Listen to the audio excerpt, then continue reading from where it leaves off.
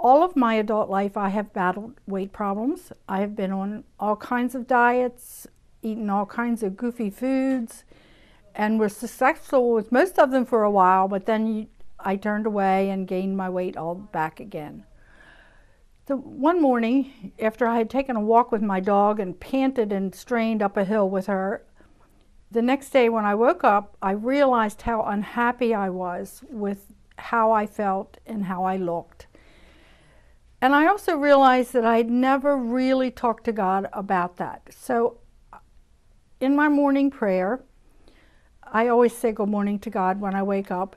And in my morning prayer, I ask Him to please help me, that I had failed so many times on my own that I knew I couldn't do it by myself.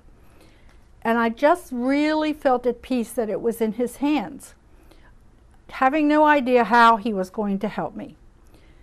On my way through the living room that same morning, there was a nurse on television talking about a book she had just written that revised an old diet called the DASH diet that doctors had used to reduce people's weight who had blood pressure.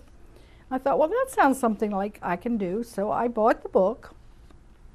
And when I got it, I started to use it. It was easy to do, nice, simple foods, and it was a lifestyle that I could live with. And I thought, well, I've tried them all before, I'll try this one. So I started on that.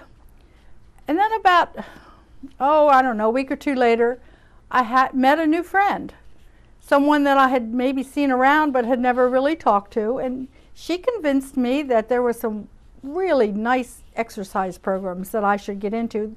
There were ones that I thought they were above my skill level. But I thought, well, why not try it? So I started doing them, and they were so much fun. I looked forward to them every week. It wasn't even a chore. It was just so much fun. So that was the second prong of my situation. The next thing God did to me over a period of time was He made me realize some of the things that I was doing that were sabotaging my success. One of them was excuses for why you couldn't do this, or why I didn't have time.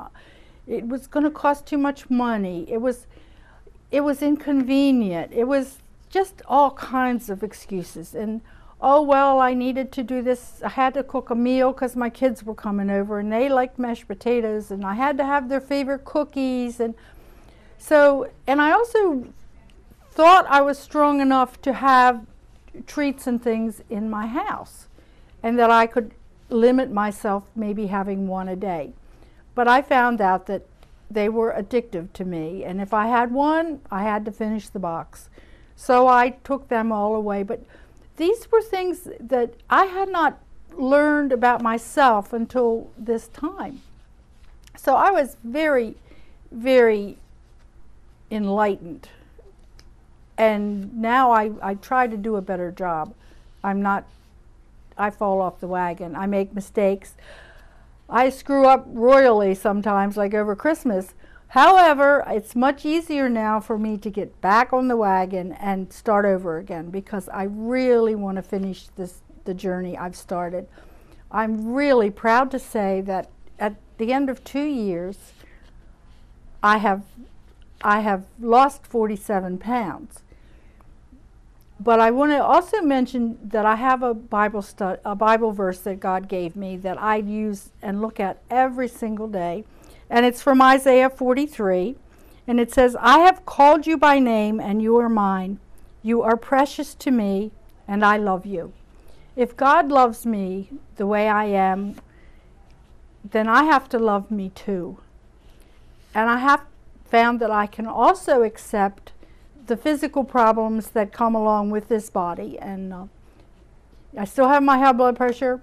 I still have my heart that goes tap dancing in my chest from time to time.